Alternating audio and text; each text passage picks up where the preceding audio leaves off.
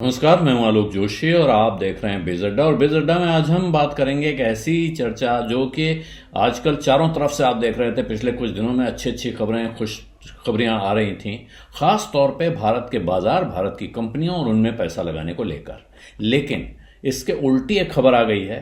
Goldman सैक्स ने भारत के 3 बड़े institution, state bank of India, ICICI bank और येस बैंक को डाउनग्रेड कर दिया है। डाउनग्रेड का मतलब वो मत समझ लीजिएगा क्रेडिट रेटिंग का डाउनग्रेड।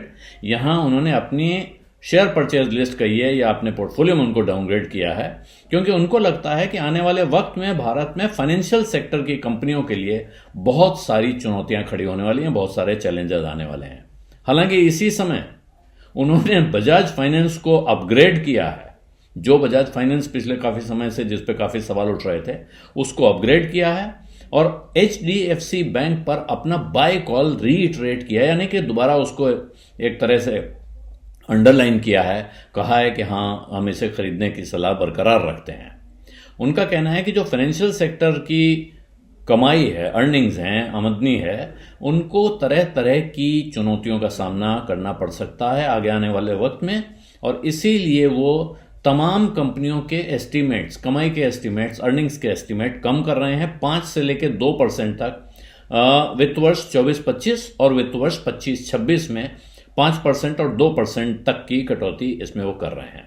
उनका कहना है कि जो गोल्डी लॉक पीरियड है, यानी कि लगातार तेज रफ्तार से ग्रोथ और तेज रफ्तार से मुनाफा कमाने का जो दौर था, वो शायद अब खत्म हो चुका है और आने वाले वक्त में इस सेक्टर को परेशानियां झेलने को मिल सकती हैं, परेशानियां झेलनी पड़ सकती हैं।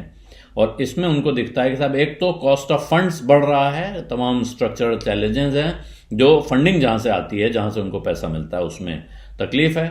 दूसरा, कंज्यूमर लेवरेज जिसको कहते हैं, उसमें यानी कि कंज्यूमर लोन्स पे जो जबरदस्त जोर रहा है पिछले कुछ समय में, उसकी वजह से बैंकों की बैलेंस शीट, बैंकों की लोन बुक प्रेशर में दिख सकती है। और इसी तरह जो ऑपरेटिंग कॉस्ट है कंपनी की, उस पर भी दबाव आ रहा है, क्योंकि वेज इन्फ्लेशन, जो तनख्वाहें लोगों की, उसमें बढ़ोतरी का दबाव उसको झेलने को मिल सकता है।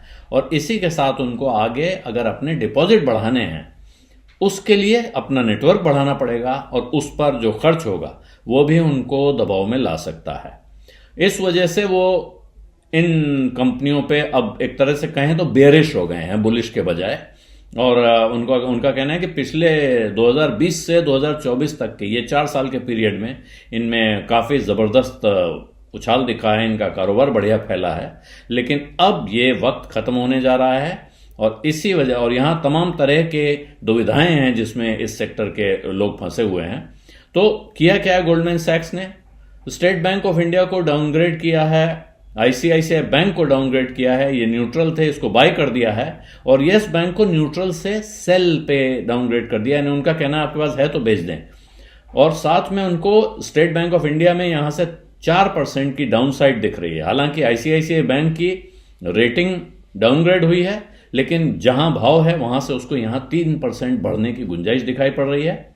और येस बैंक के लिए उनको 37% पूरी डाउनसाइड दिख रही है, यानी कि काफी तेज गिरावट उसमें आ सकती है।